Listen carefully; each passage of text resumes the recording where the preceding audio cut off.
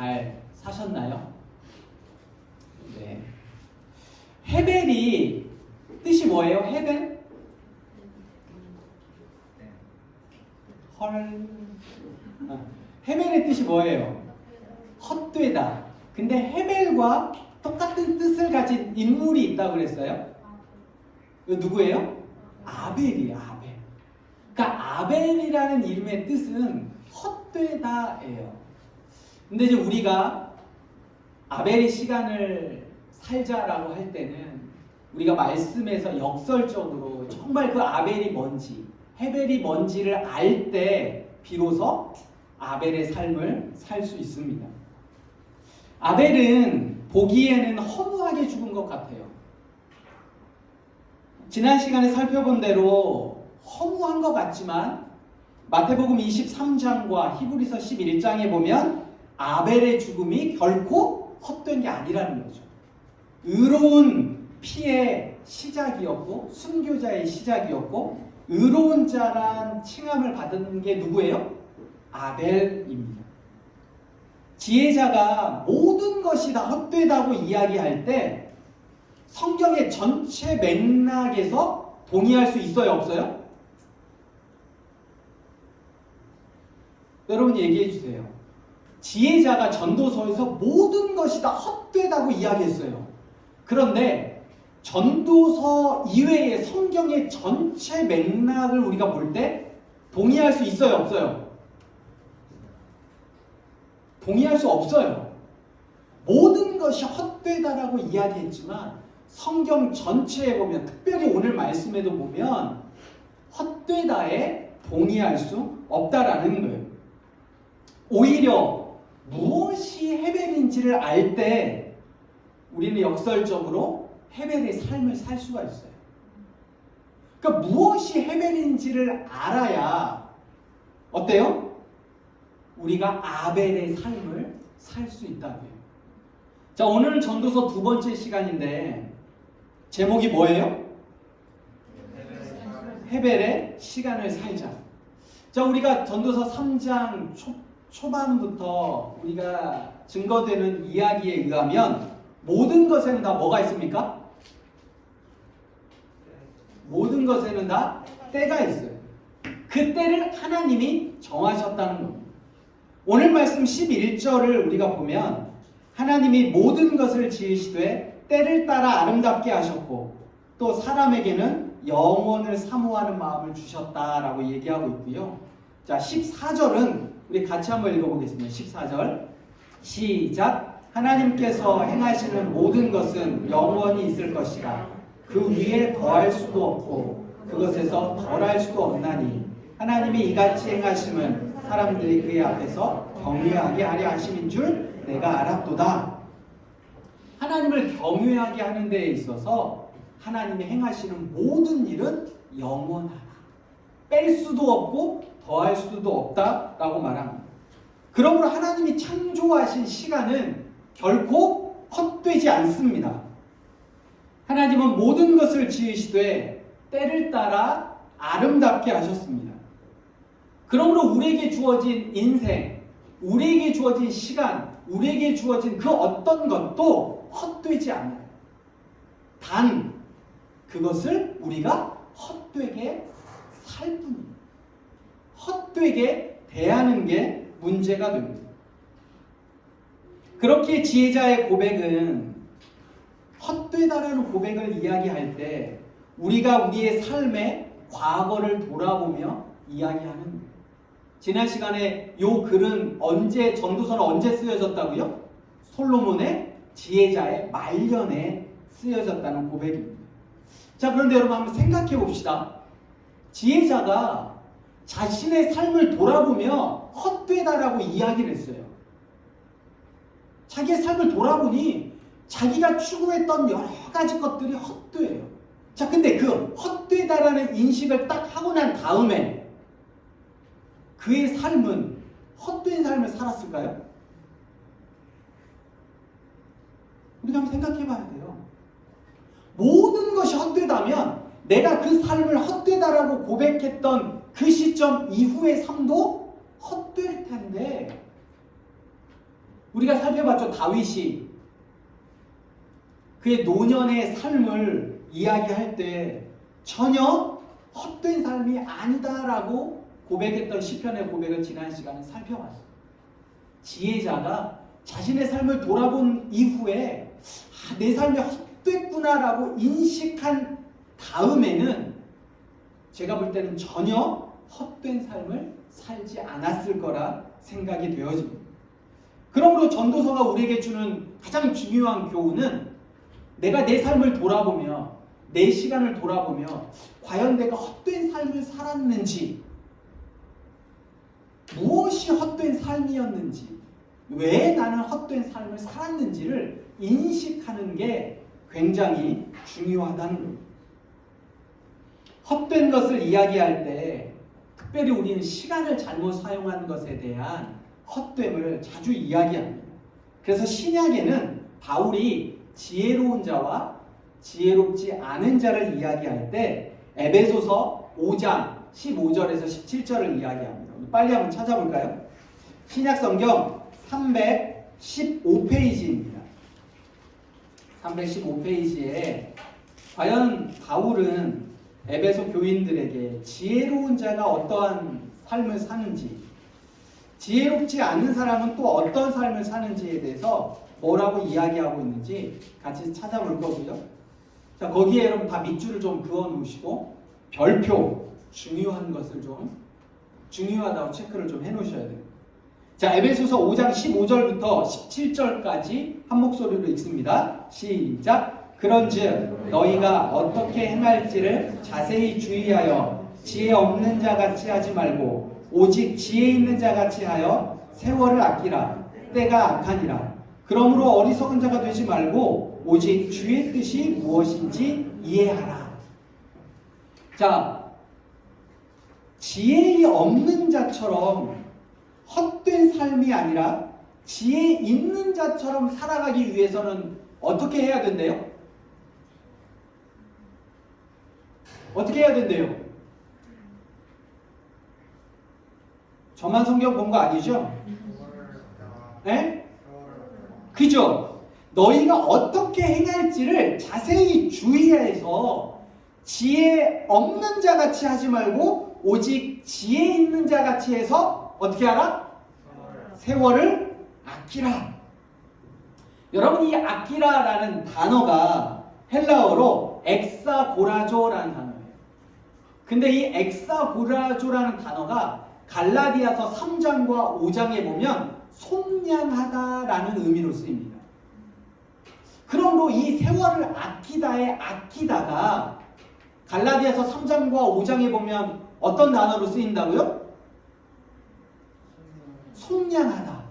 속량하다. 근데 속량하다는 뜻은 뭐예요?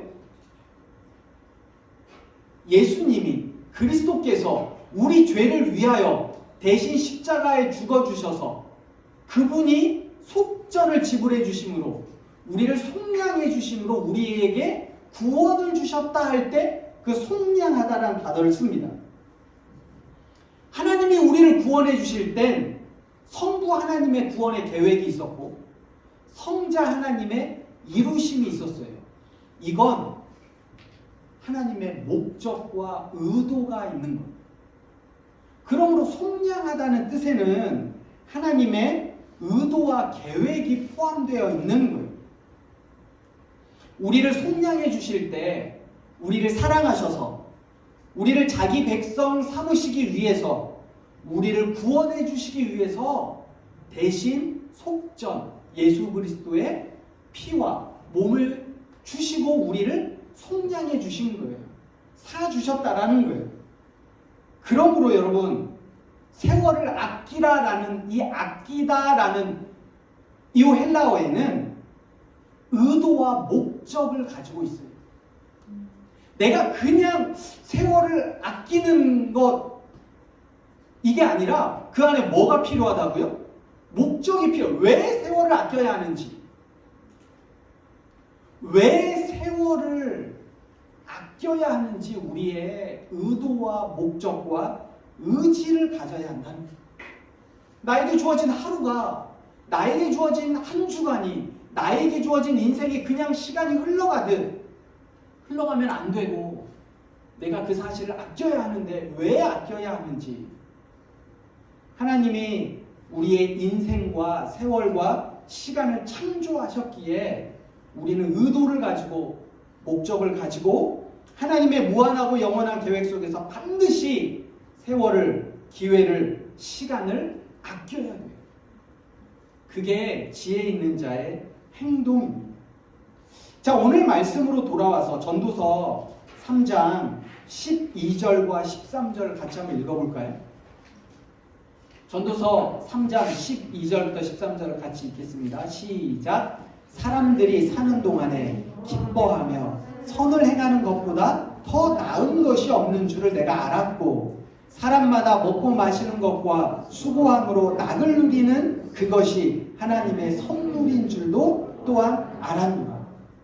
오늘 우리가 의지를 들여 세월을 아껴야 하는 이유, 내가 내 인생을 아껴야 하는 이유, 어떠한 목적과 의도를 가져야 하냐? 하나님이 우리에게 선물로 주셨기 때문에. 그래서 하나님이 우리에게 선물로 주신 그 시간을 아끼고 선을 행하고 기뻐하며 살라, 이게 하나님의 뜻이고 목적이기 때문이 그렇습니다. 여러분, 사람이 시간 속에서 실수하는 두 가지가 있어요. 몇 가지가 있다고요? 두 가지. 어디에서 실수하는? 시간에서 실수하는 두 가지가 있어요. 첫 번째는 이미 지나간 일에 매이는 삶입니다. 이미 지나간 일 내가 어찌할 수 없습니다. 그런데도 그 과거의 시간에 매여서 후회하고 한탄하고 자신을 비관하며 현재의 삶을 망치는 삶, 그게 우리가 실수하는 첫 번째. 자, 그러면 두 번째는 뭘까요? 예? 미래에 대한 다이브가 얘기해줬어요. 미래에 대한 거예요. 첫 번째는 과거에 매여서 사는 삶이 첫 번째 실수라면, 두 번째는 미래, 아직 오지 않는 일에 대한 두려움, 걱정, 근심, 이거 이루어지지도 않았는데 이거를 현재로 가지고 와서 여기에 매이는 거예요. 불안하고 초조하고 성급한 행동을 하고 때로는 무기력한 삶으로 현재를 망치는 거예요. 여러분, 이거 과거는 떠난 거 아니에요? 내가 어찌할 수 없잖아요. 근데 그 일 때문에 오늘을 망치며 살아가요. 아직 오지 않았잖아요. 그런데 불안하고 초조하면서 오늘을 망치며 살아가는 삶이 사람들이 시간 속에서 벌이는 두 가지 실수랍니다. 그럴 때 우리가 앞에 살펴본 것처럼 목적과 의지를 가지고 시간을 아껴야 돼요. 현재가 얼마나 나에게 귀한지 소중한지 아껴야 된다고요.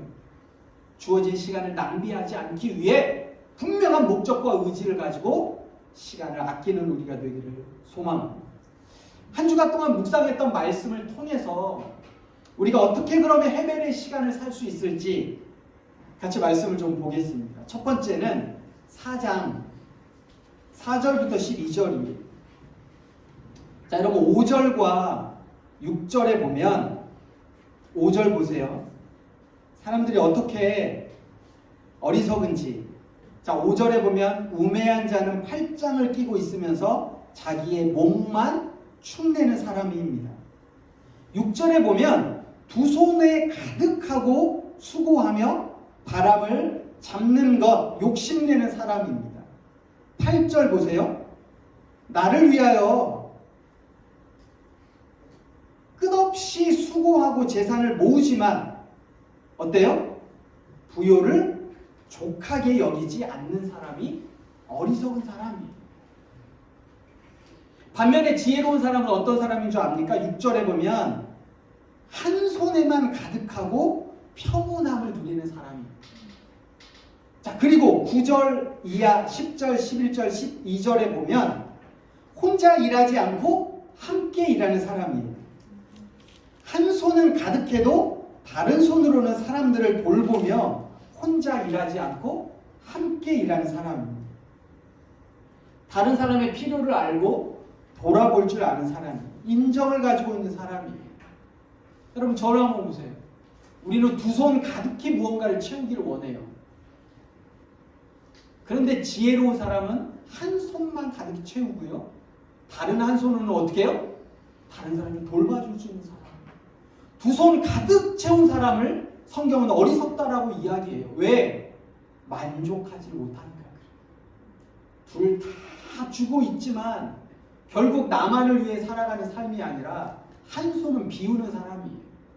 그래서 그 한 손으로 다른 사람을 돕거나 다른 사람이 넘어져 있으면 이렇게 세워주거나. 여러분 우리가 19절부터 12절을 기도의 본문으로 쓰잖아요. 그죠? 한 사람이면 패하겠거니와 두 사람이면 맞설 수 있으니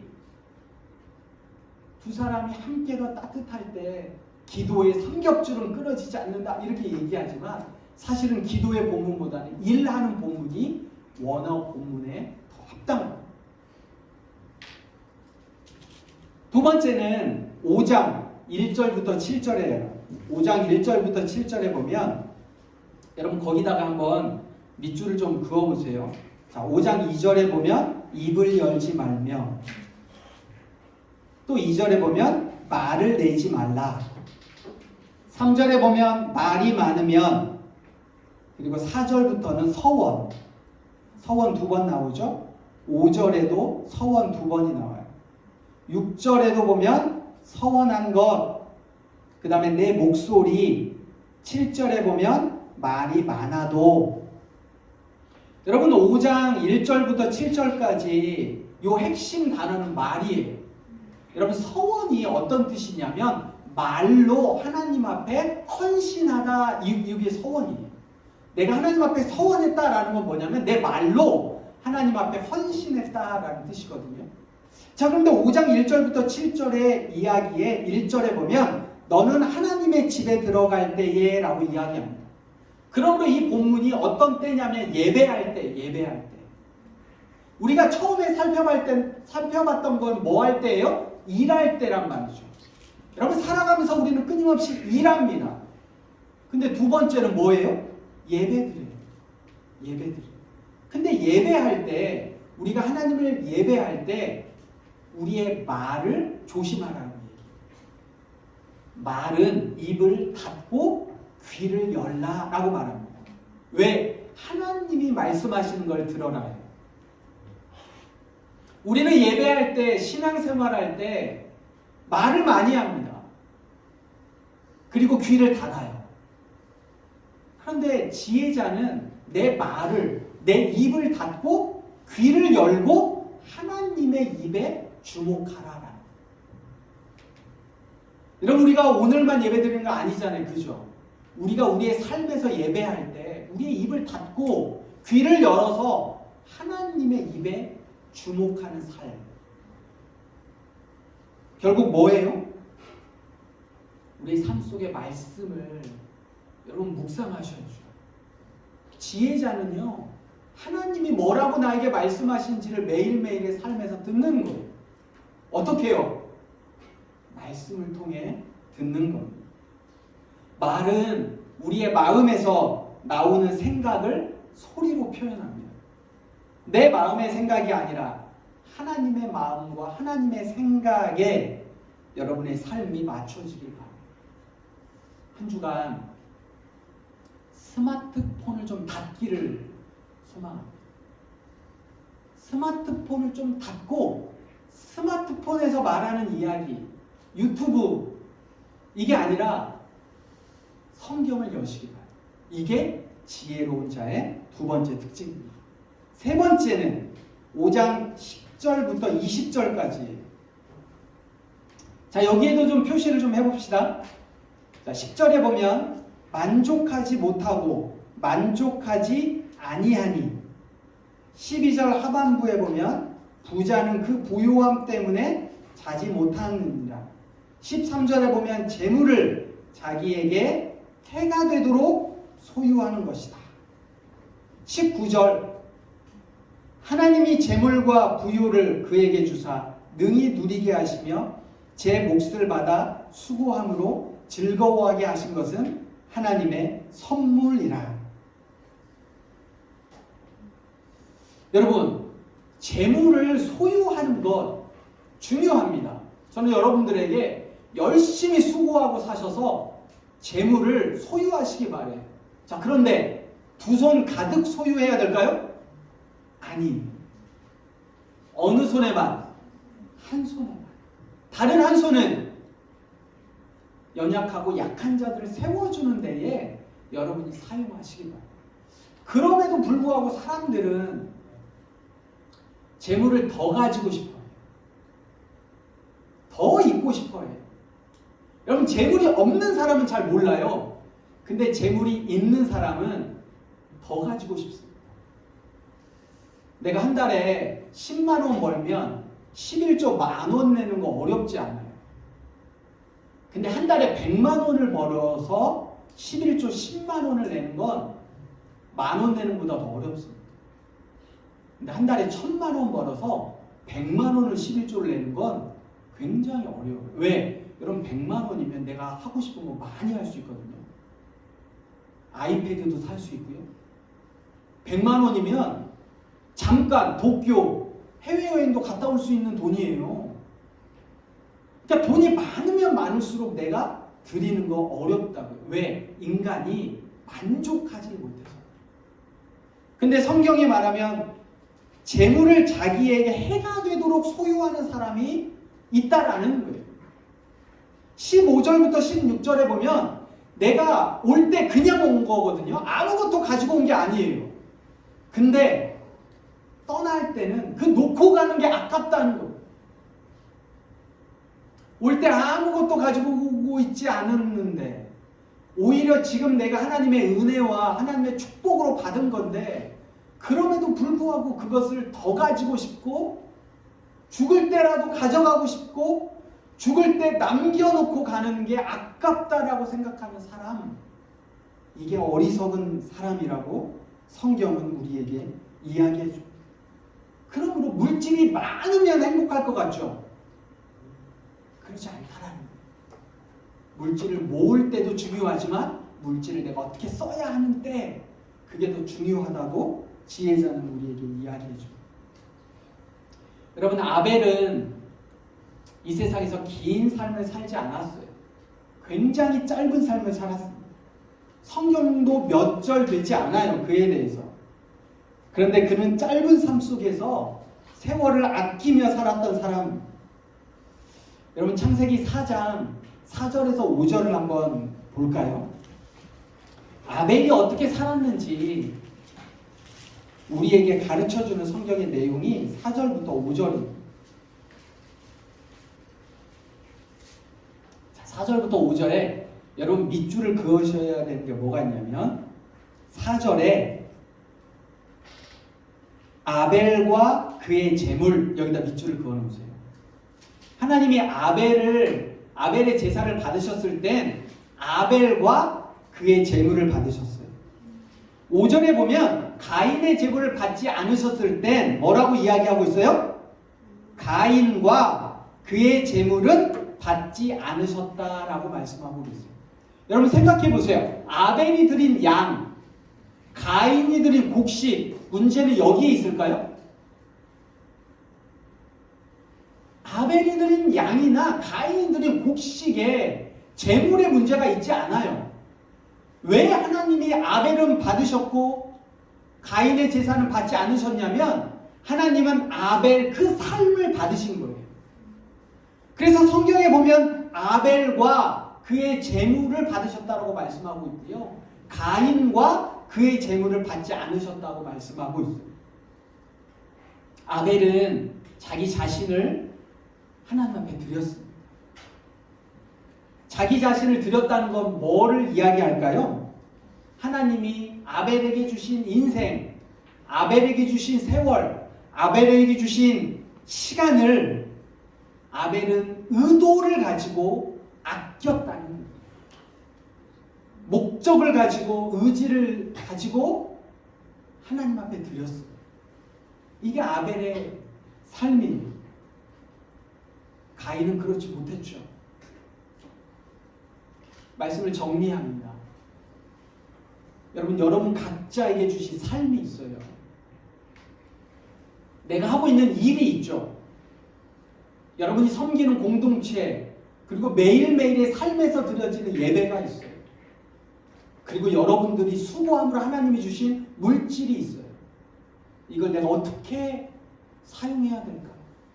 여러분, 그 물질이, 그 시간이, 그게 문제가 아니라 그것을 대하는 내가 문제라는 거예요. 모두에게는 공평하게 24시간이 주어집니다. 모두에게는 어찌되든 일할 수 있도록 하나님이 은혜를 주셨어요. 그런데 그것을 내가 어떻게 대할 거냐? 그게 아벨의 삶, 헤벨의 시간을 우리가 살아가야 하는 거예요. 어떻게 해야 돼요? 의도적으로 의지를 들여서 아껴야 됩니다. 나에게 주어진 시간 그냥 그렇게 허비하지 말고 아끼며 살아가는 삶이 해야 돼요. 아벨과 같이 비록 긴 성경의 분량은 아니지만, 그가 오랜 시간을 산 것은 더더욱이 아니지만, 어쩌면 그의 이름도 헛되다라는 이름이지만 그의 삶의 과정은 누구보다 의롭고 하나님 보시기에 좋았던 삶을 살았을 겁니다. 제가 누가복음 20장 37절부터 38절을 읽어드릴게요. 죽은 자가 살아난다는 것은 모세도 가시나무 떨기에 관한 글에서 주를 아브라함의 하나님이요 이삭의 하나님이요 야곱의 하나님이시라 칭하였나니, 하나님은 죽은 자의 하나님이 아니요 살아있는 자의 하나님이시라. 하나님에게는 모든 사람이 살았느니라. 뒷부분 제가 다시 읽습니다. 하나님은 죽은 자의 하나님이 아니요 살아있는 자의 하나님이시라. 하나님에게는 모든 사람이 살았느니라. 여러분, 성경의 구약에 보면 아브라함의 하나님, 이삭의 하나님, 야곱의 하나님 이렇게 고백해요. 이미 아브라함은 죽었는데, 이삭도 죽었는데, 야곱도 죽었는데 하나님은 이야기한다고요. 왜? 그들이 그의 자손들에게 살아있는 채로 남아있는 거예요. 여러분, 우리가 아벨을 본받기를 소망합니다. 아벨이 그가 살았던 삶. 그래서 여러분, 하루하루의 삶이 아벨을 살려주신 하나님이 여러분과 동일하게 여러분 주변에 여러분의 삶 속에 아벨을 두시는 그 하나님을 경험하시길 바라요.